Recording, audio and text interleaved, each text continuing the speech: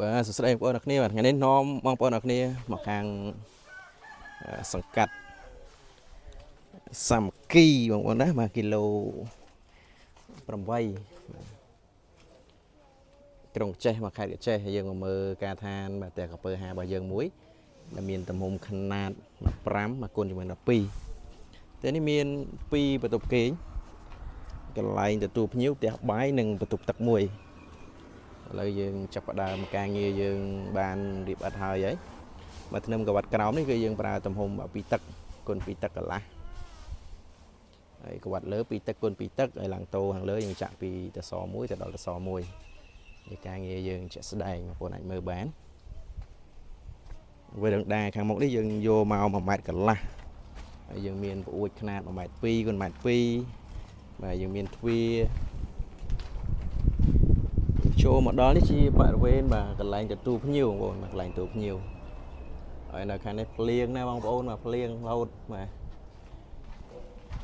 ផ្លូវដើរនេះគឺយើងយក1ម៉ែត្រ2បាទដើរជាគ្នាបាន2គីឡូបាទហើយមានប្អួចសម្រាប់យកពលឺចេញចូលនេះជាបន្ទប់ទី1បាទយើងហៅថាបន្ទប់មេឧស្សាហ៍ក៏បានដែរបាទចឹងបងប្អូនអាចមើលការងារជាក់ស្ដែងបាទនឹមក្បាត់លើ2ទឹកគុណ2ទឹកបងប្អូនណាបាទឈ្មោះតែកពើហាទេមិនដែលសាច់ការងារបងប្អូនឃើញទេបាទគឺយើងធ្វើមកពេញសាច់តែម្ដងបាទស្តង់ដារវិឡាបាទ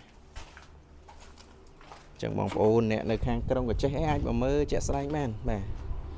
មានចំណាប់អារម្មណ៍ឯងអាចមកមើលបាននេះបន្ទប់ទី2បងប្អូនបាទបន្ទប់ទី2ទំហំប៉ុនគ្នាទេដោយសារម្ចាស់គាត់យកຂະណាតប៉ុនគ្នាបាទអញ្ចឹងបានទំហំប៉ុនគ្នាការងារយើងចាប់ផ្ដើមចិត្តដល់វគ្គដំបូលទេបងប្អូនបាទយើងចាក់ជើងកកសិនបាទយើងចាប់ផ្ដើមរត់ដំបូលហើយនេះបរិវេណបាទកន្លែងបន្ទប់ទឹក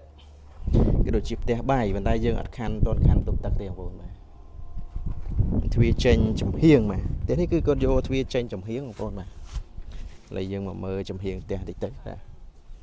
នេះជាបរិវេណបាទផ្នែកខាងក្រោយបាទផ្ទះយើងផ្នែកខាងក្រោយណាបាទនេះនឹងជាចំហៀងមកផ្នែកខាងឆ្វេងបើយើងមើលពីមុខមកជាការងារបងប្អូនអាចមើលជាក់ស្ដែងបាទគឺយើងបង្ហាញជូន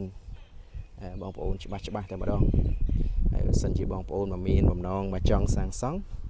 បងប្អូនអាចតំណែងមកបានមកទទួលមកការសាងសង់មកពី5ខេត្តក្រុងហើយបងប្អូនប្រាប់ពីទំហំផ្ទះដែលបងប្អូនចង់ធ្វើមកបាទក៏ដូចជាទីតាំងមកយើងចេញតម្លៃជូនដែរបាទ